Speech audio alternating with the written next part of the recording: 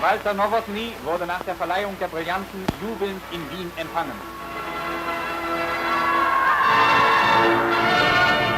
Hey guys, welcome back to another Heavy Metal Diecast video, and today we have got one which is a special Corgi edition. It is a nose art collection, and obviously aviation archive in 1/72 scale, of course, and it is actually a Focke-Wulf 190, as you can plainly see, from a JG54, the Grunherz, of course, and this particular one is from Walter Nowotny, who was an Austrian-born German World War II fighter ace. I think I've mentioned him before. Most of you probably know who this is, but prior to his death in November of 1944, he had achieved 258 aerial victories, and the majority of these were on the East Front and in the Focke-Wulf 190 here, and flying for JG54, of course, where he would actually eventually get command of his own Staffel in 1942. And this aircraft is from while he was Staffel captain of 1st Group in Russia in February of 1943. And what we'll do is we'll get this open, and so we can have a little look. It does come with a special nose art panel, so that'll be pretty cool to see. And I actually picked this up for $100 off a seller on eBay. So, all right, let's talk from me and more getting this box open. Alright, here it is out of the box. This is the first of its type that I have bought, so I am unsure if it's supposed to have a clear lid like normally they sort of do, but this is a lot different to how they are normally presented, whereas it does have that nose piece there.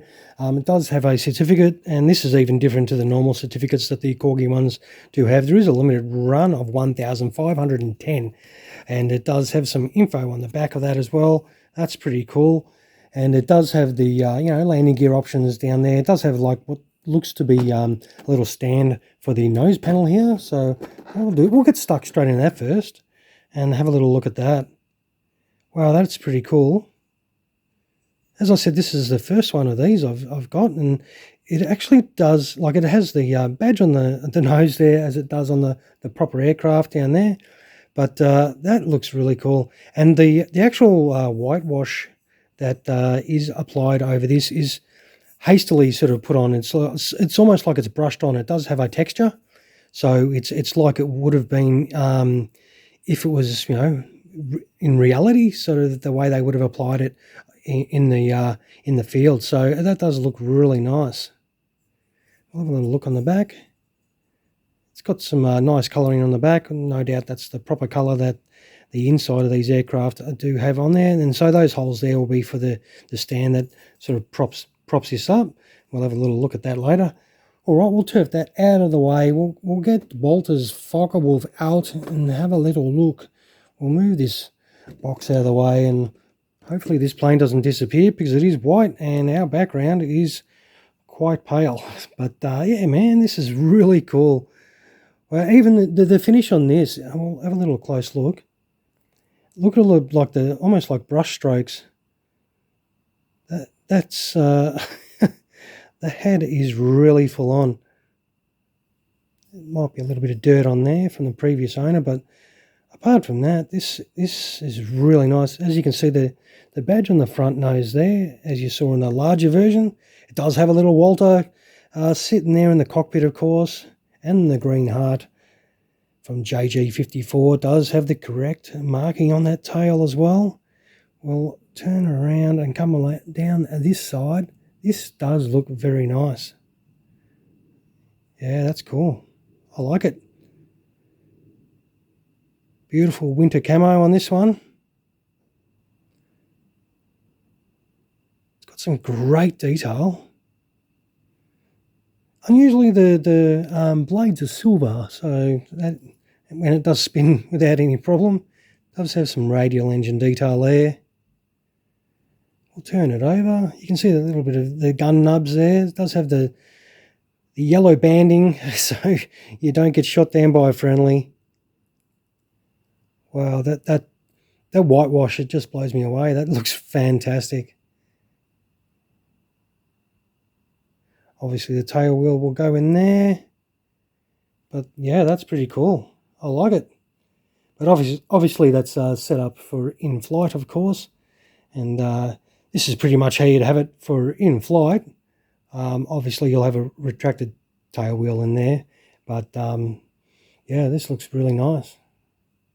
So if you like it in flight, this is how it's going to pretty much look. What we'll do is we'll put some extended landing gear on this and come right back. So this is the Focke-Wulf with the gear down, of course. It's just straightforward. There is a little centerpiece you put in here, and then you put the two main landing gear. They always look so flimsy on these aircraft, and they do actually rotate the wheels on these.